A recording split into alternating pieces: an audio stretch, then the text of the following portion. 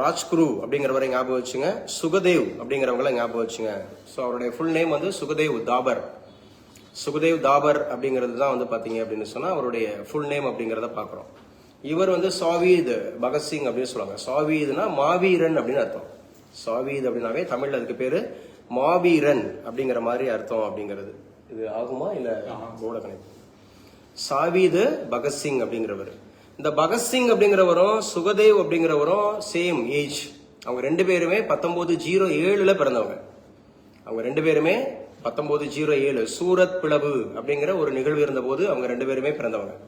யார் அப்படின்னா பகத்சிங் அப்படிங்கிறவரும் பிளஸ் வந்து பாத்தீங்கன்னா சுகதேவ் அப்படிங்கிறவர். இந்த ராஜ்குரு அப்படிங்கிறவர் மட்டும் மகாராஷ்டிரா. ராஜ்குரு அப்படிங்கிறவர் மட்டும் மகாராஷ்டிரா. ஹரி ராஜ்குரு அப்படிங்கிற மாதிரி வரும். ஸோ அவர் மட்டும் வந்து பாத்தீங்க அப்படின்னு சொன்னா மகாராஷ்டிரா 98.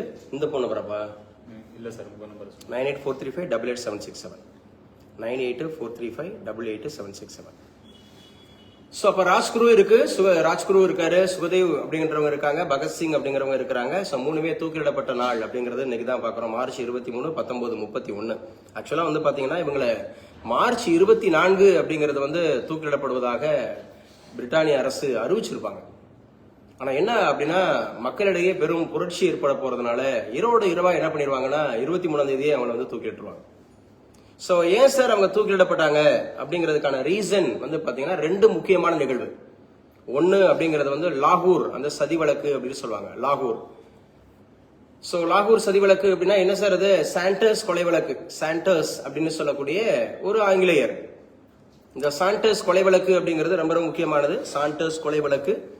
சோ அதோடு கூட ரொம்ப முக்கியமானது எது அப்படின்னு சொல்லி பாத்தீங்கன்னா அவங்களுடைய பிரிட்டிஷோட சட்டமன்றம் அப்படிங்கிறது குண்டுவெடிப்பு வழக்கு. அதான் லாகூர். சோ சட்டமன்றம் அப்படிங்கிறது குண்டுவெடிப்பு வழக்கு. அவங்களுடைய சட்டமன்றத்தை குண்டு வீசி தாக்கி இருப்பாங்க. சோ அந்த ரெண்டு வழக்கு தான் இவங்க கைது செய்யப்படுறாங்க. சோ கைது செய்யப்பட்டு இவங்களுக்கு ஆக்சுவலா வந்து பாத்தீங்கன்னா முதல் வழக்கு அப்படிங்கிறதுக்கு ஆயுள் தண்டனை கொடுக்கப்படுது. இரண்டாவது அப்படிங்கிறதுக்கு வந்து பாத்தீங்கன்னா இவருக்கு தூக்கு தண்டனை அப்படிங்கிறது நிறைவேற்றப்படுகிறது. எல்லாரும் பகத்சிங் பேசப்படுற அளவுக்கு ராஜ்குரு அப்படிங்கிறவர் பேசப்படல, சுகதேவ் அப்படிங்கிறது பேசப்படல. சோ ஆனா இந்த நாள்ல பேசப்படுவாங்க. இந்த மார்ச் 23 அப்படிங்கறதுல பேசப்படுவாங்க. சோ ஆக்சுவலா வந்து பாத்தீங்கன்னா இவங்க ரெண்டு பேருக்கும் ஒரே வயசு. யாருக்கு அப்படின்னு கேட்டா பகத்சிங் அப்படிங்கிறவருக்கும் சுகதேவ் அப்படிங்கிறவங்களுக்கும் 24 வயசு. நீங்க எப்படி வேணா அசோசியேட் பண்ணி படிச்சுக்கலாம். 24ஆம் தேதி தான் தூக்கிலிடப்பட்டாங்க அப்படிங்கிறது. ஆனா 23 தூக்கிலிடப்பட்டாச்சு. ஆனா விடிய காலம் தான், அந்த இரவு தான், 24 தான். ஆக்சுவலா திட்டமிடக்கிறது 24 தான். அப்ப அவங்க 24 வயசு. அதுலயும் வந்து ராஜ்குரு அப்படிங்கிறது அவங்கள விட ஒரு வயது கம்மி. 23 வயசு தான். கை தூக்குங்க. 23 வயசுலாம் கடந்தவங்க கை தூக்குங்க. ஆஃப்லைன்ல என்ன பயமா இருக்கா ஸ்வீட்டி? நல்லா கை தூக்கலாம். 23 வயசு ஆயிடுச்சுன்னா கை தூக்கலாம். Okay, good. வேண்டாம் விட்டலாம். சோ அப்ப 23 வயசு அப்படிங்கறது வந்து பாத்தீங்க அப்படின்னு சொன்னா இதுல வந்து கையெழுத்திட்டு இருக்காங்க அப்படிங்கறத பாத்துக்கிறோம். 23 வயசுல இவங்க வந்து தூக்கிலிடப்பட்டிருக்காங்க. 24 வயசுல. சரியா? இவங்க ரெண்டு பேருமே, ஏன்னா இவங்க ரெண்டு பேருமே 19 கிளாஸ் கட் ஆயிடுச்சோ? கிளாஸ் கட் ஆயிடுச்சாமா ரூபினா? அந்த இதுல போன்ல வருது.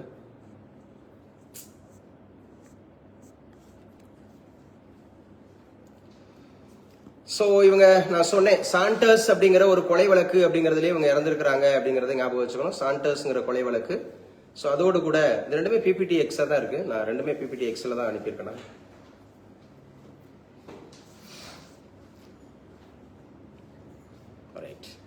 சரி, ஏன் வந்து இந்த சாண்டர்ஸ் அப்படிங்கறத இவங்க கொலை செய்யணும், ஏன் இவங்க வந்து சட்டமன்றத்தை வந்து இவங்க வந்து குண்டு வீசி தாக்கணும் அப்படின்னு சொன்னா அதுக்கு முக்கியமான நிகழ்வு அப்படிங்கிறது வந்து நமக்கு வந்து 1928 அப்படிங்கறதுல இந்த சைமன் கமிஷன் அப்படிங்கிற ஒரு நிகழ்வு நடக்கும்.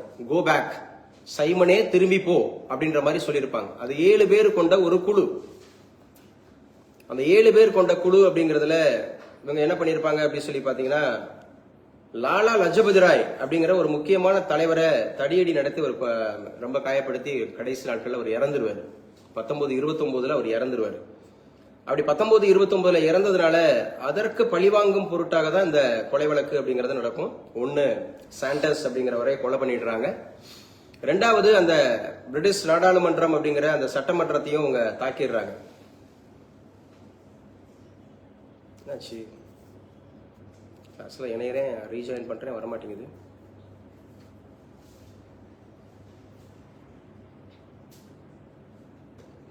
யாருமே இல்லை, யூ ஆர் ஒன்லி ஒன் ஹியர்னு வருது. அப்போ வேற லிங்கா? அதான் கிளாஸ் இல்லாதனால அது அது அது இணைஞ்சிருக்கு, இது இணைய மாட்டேங்குது. என்னன்னு தெரியல. இப்போ மறுபடியும் எதுவும் அப்டேட் பண்ணியாப்பா?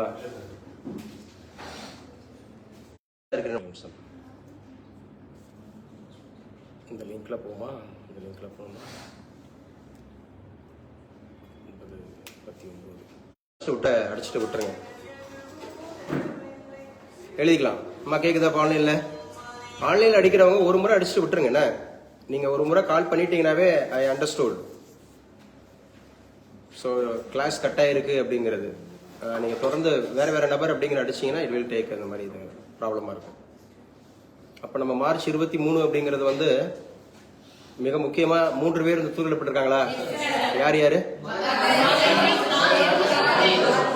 பகத்சிங், ராஜ்குரு, சுகதேவ் அப்படின்னு சொல்றாங்க. எதற்காக கொலை செய்யப்பட்டாங்கன்னு தெரியும்ல?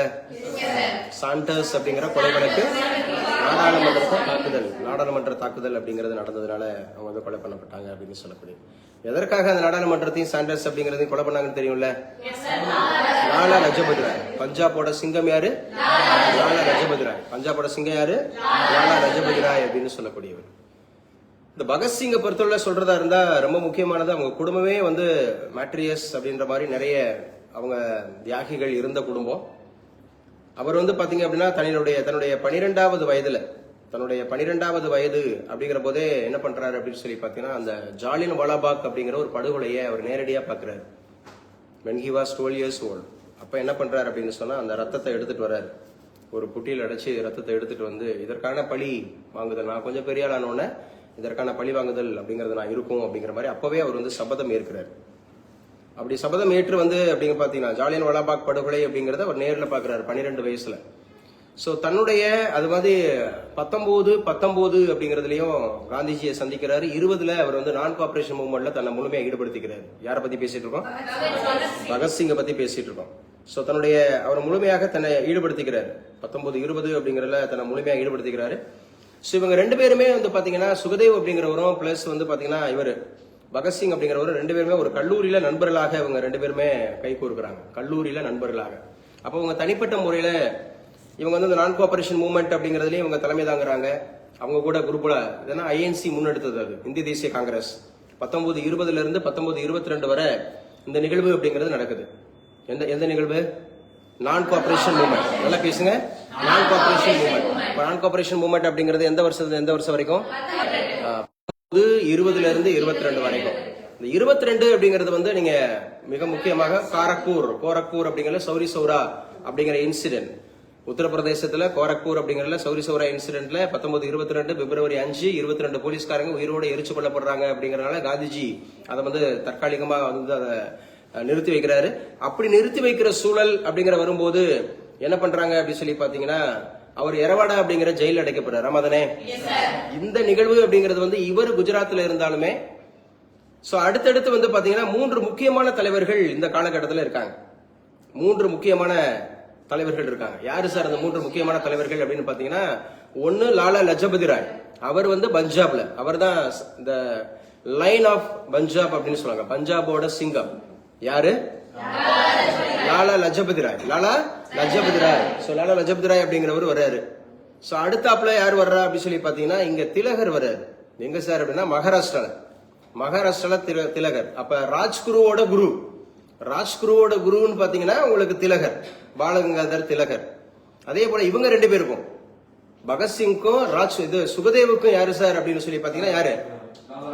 லாலா லஜபதி ராய். அவர் தான் குரு அப்படிங்கிறது. சோ தன்னை குருவை 1928 அந்த சைமன் கமிஷன் அப்படிங்கிற ஒரு விஷயத்துல உன்னோடதுல ஓபன் ஆகும்லப்பா, அப்படியே ஓபன் பண்ணி கொடுப்பா.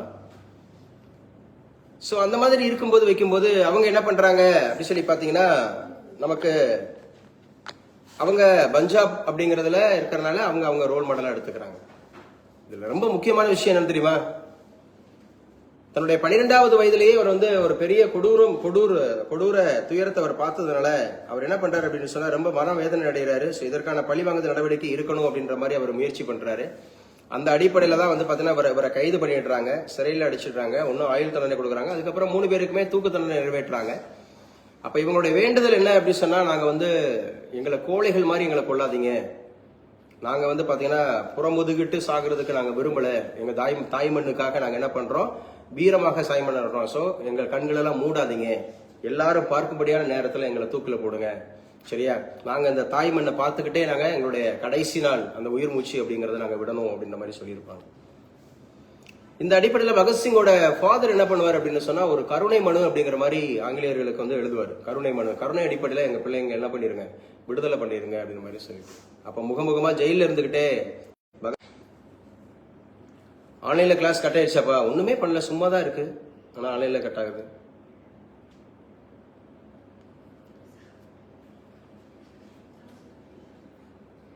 அங்கே மறுபடியும் அங்க கட் ஆகல, அங்க இருக்கும், இங்கேதான் கட் ஆகுது, அங்கே பிரச்சனை இல்லை.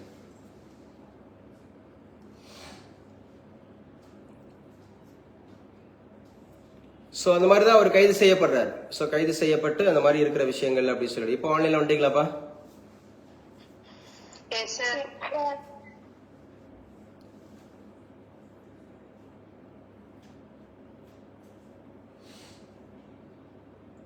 அப்ப அவங்க அப்பாவுக்கு அவங்க கடிதம் எழுதும் போது இவர் எழுதுவாரு, அவர் மன்னிப்பு கேட்கிறாரு இல்லையா, என் பிள்ளைய மன்னிச்சு விட்டுருங்க அப்படின்னு சொல்லிட்டு. அப்ப வந்து என்ன சொல்றாருன்னா, நீங்க முதுகுல குத்திட்டீங்க, புறமுதுகு கட்டி என்னோட முதுகுல குத்திட்டீங்க அப்படின்ற மாதிரி ரொம்ப வருத்தப்பட்ட ஒரு கடிதத்தை எழுதினாராம் பகத்சிங். தான் இறக்க போறோம் 23 வயசுல 24 வயசுல தான் இறக்க போறோம் அப்படிங்கிற ஒரு பயமும் இல்லை, ஒரு கவலையும் இல்லை. ஆனாலும் வந்து பாத்தீங்கன்னா தன்னுடைய அப்பா தனக்காக வந்து பாத்தீங்கன்னா ஆங்கிலேயர்கள்ட்ட மண்டிட்டாரு அப்படிங்கிற மாதிரி சொல்லி ரொம்ப ஃபீல் பண்ணாராம். அதே போல ரொம்ப முக்கியமான நிகழ்வு அப்படின்றது, அவர் சாகும்போது அந்த இன்குலாப் சிந்தாபாத் அப்படிங்கிற முழக்கம் தான் அவங்களுடைய 3 பேருடைய முழக்கம். என்னப்பா? இன்குலாப் ஜிந்தாபாத் அப்படிங்கிறது அவங்க 3 பேருடைய முழக்கம் அப்படிங்கறத பாக்குறோம். ஸோ பகத்சிங், சுகதேவ் அண்ட் ராஜ்குரு அப்படிங்கிற 3 பேருமே ரொம்ப ரொம்ப முக்கியமானது. ஸோ அவங்கள பத்தியான கூடுதல் தகவல்கள் அப்படிங்கறது இன்னைக்கு நம்ம பேசியிருக்கோம்.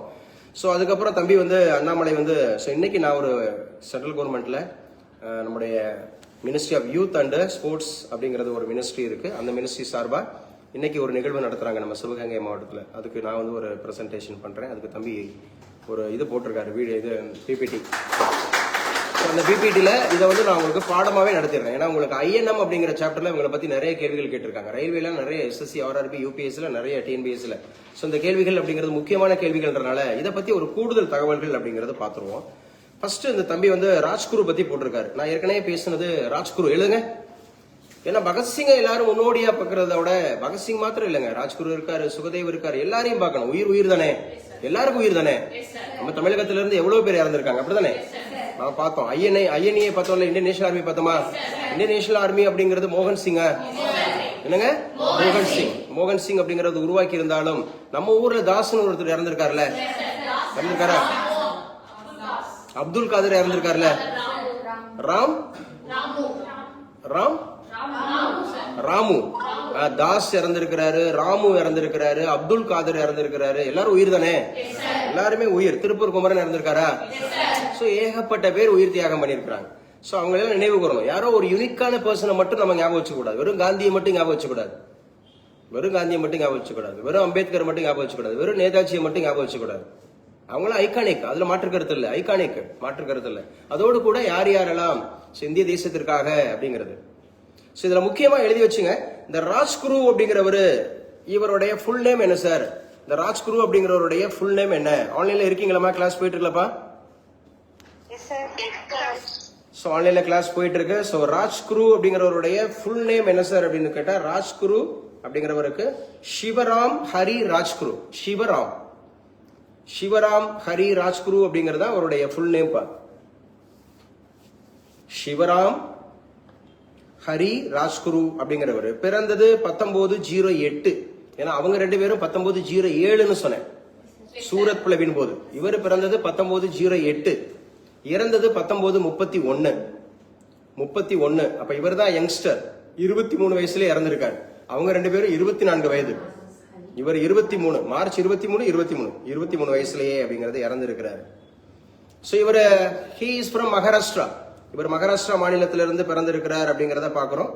சோ இவரும் அந்த சாண்டர்ஸ் கொலை வழக்குல முக்கியமா கைது செய்யப்படுறாரு, பகத்சிங்கோட, சுகதேவோட அப்படிங்கிற மாதிரி பாக்குறோம். சோ இவங்க ஏற்படுத்திய அந்த பொலிட்டிக்கல் அந்த பவர், அந்த ஆர்கனைசேஷனோட பேரு எழுதிக்குங்க, socialist republican association. Socialist republican association. அதுல முன்னாடி ஹிந்துஸ்தான் போட்டுங்க. Hindustan socialist republican association, HSRA.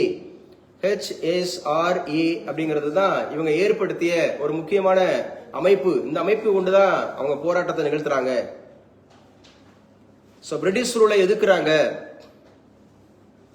So இவங்க ரொம்ப முக்கியமானது அப்படிங்கிறத பாக்குறோம். இதுல முக்கியமா அவருடைய ஃபுல் நேம் சிவராம் ஹரி ராஜ்குருவா. இவர் பிறந்தது ஆகஸ்ட் 24. ஆகஸ்ட் 24ங்கிறத அசோசியேட் பண்ணலாமா?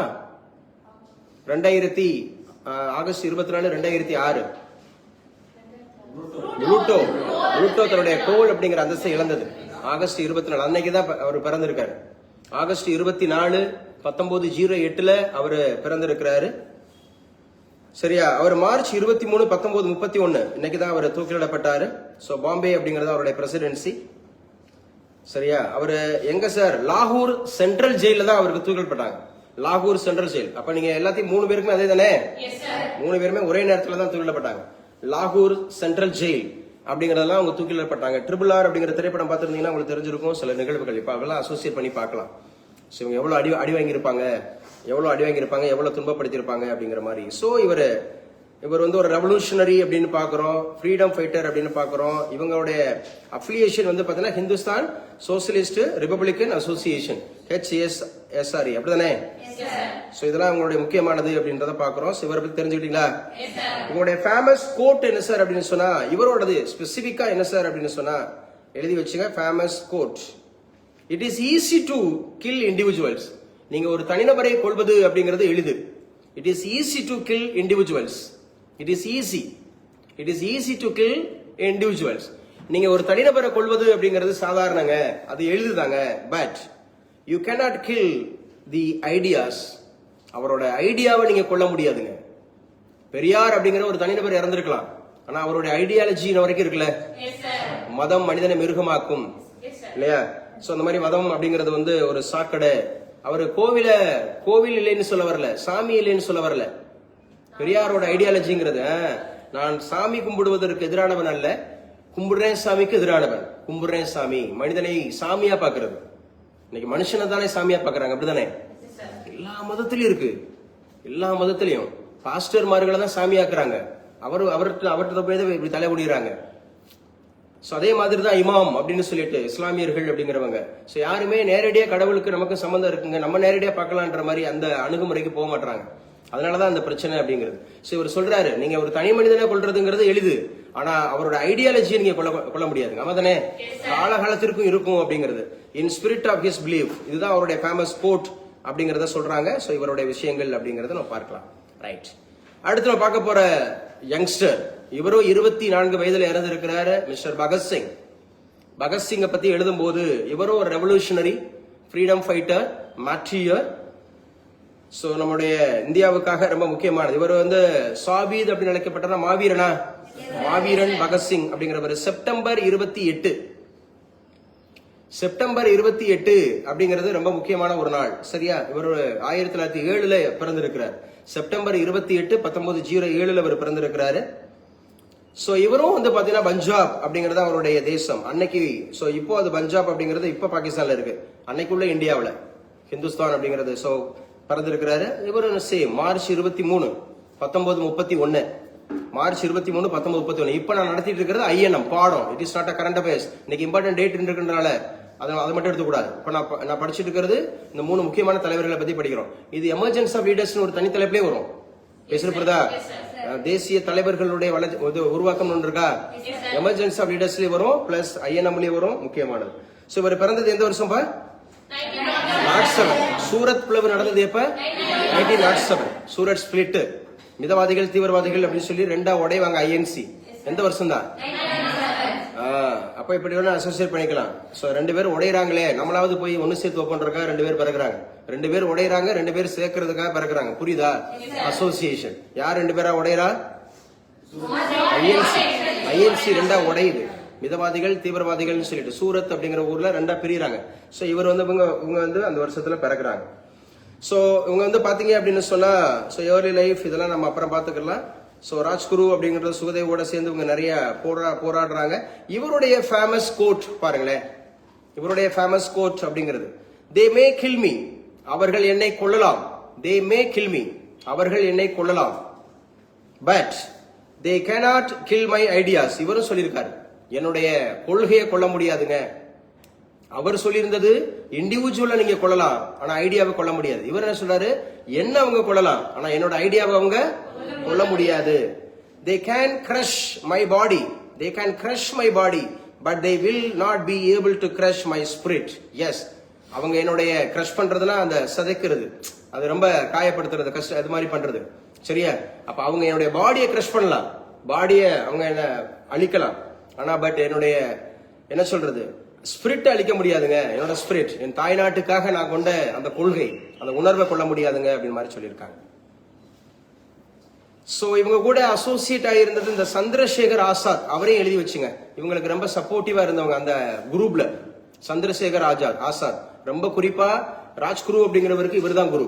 சந்திரசேகர் ஆசாத் அப்படிங்கிறவர் தான் அவருக்கு குரு, ராஜ்குருக்கு. அப்ப இவங்க எல்லாம் முக்கியமானவங்க இந்த குரூப்ல இருந்தவங்க. இந்த சந்திரசேகர் ஆசாத் அப்படிங்கிறவரு, ராஜ்குரு அப்படிங்கிறவரு, சுகதேவ் அப்படிங்கிறவரு, சரியா? அதே மாதிரி தத் அப்படிங்கிறவரு, தத் DUTT, தத் அப்படிங்கிறவரு இருக்கிறாரு. HSRA. So what is expansion of HSRA? Hindustan Socialist Republican Association. ஆன்லைன்ல இருக்கிறவங்க நோட்ஸ் எடுக்கிறீங்களாமா? Yes sir. So ஆன்லைன்ல இருக்கிறவங்க நோட்ஸ் எடுக்கிறீங்க. ஓகே, நல்லா கவனிச்சுக்கணும். மார்ச் 23 இன்னைக்கு உண்டான முக்கியமான நாள். 3 முக்கியமான இளம் தலைவர்கள், இளம் போராளிகள், இளம் அதமாக இருக்கக்கூடிய மாட்ரியஸ் தியாகிகள், சோ அவங்க இறந்திருக்கிறாங்க. அடுத்து நம்ம பார்க்க போறது சுகதேவ். 3வது நபர் சுகதேவ் தாபார். இவருடைய ஃபுல் நேம் அது சுகதேவ் தாபார் அப்படிங்கிறவர் ஃபுல் அந்த மாதிரியோட பேரு அப்படிங்கறத ஞாபகம் வச்சுக்கோங்க. இவரும் ரெவல்யூஷனரி ஆக்டிவிட்டிஸ். ஸோ இவரும் பஞ்சாப்ல பிறந்திருக்கிறார். இவரும் 1907 தான் பிறந்திருக்கிறார். இவரும் அந்த சாண்டர்ஸ் கொலை வழக்கோட சம்பந்தப்படுறாரு. இவரும் அந்த மிக முக்கியமா பாத்தீங்க அப்படின்னு சொன்னா அந்த குண்டுவெடிப்பு வழக்கு, லாகூர் சதி வழக்கு, அதனால இவரும் குற்றம் சுமத்தப்படுறாரு. இவரும் சிறையில் அடைக்கப்படுறாரு. இவரும் இதே நாள் மார்ச் 23 1931 அந்த 3 நபர்களோட நம்ம இந்தியாவுக்காக உயிர் துறக்கிறார். யார் 3 பேர் பார்த்துட்டோம். சோ அவரு பேர் ராஜ்குருவோட ஃபுல் நேம் என்ன? சிவராம் ஹரி ராஜ்குரு. அப்படிங்கறத ஞாபகம் வச்சுக்கணும், சரியா? இது முக்கியமானது அப்படிங்கறத ஞாபகம் வச்சுங்க. இந்த கிளாஸ் அப்படிங்கறதுல இவங்க முக்கியமா பார்த்திருக்கோம். அடுத்து இன்னைக்கு உள்ள கரண்ட் அஃபேர்ஸ் அப்படிங்கறத கண்டினியூ பண்ணிக்கலாம். சோ எழுதி வச்சுங்க. இன்னைக்கு உள்ள கரண்ட் அஃபேர்ஸ் அப்படிங்கறதுல மிக முக்கியமா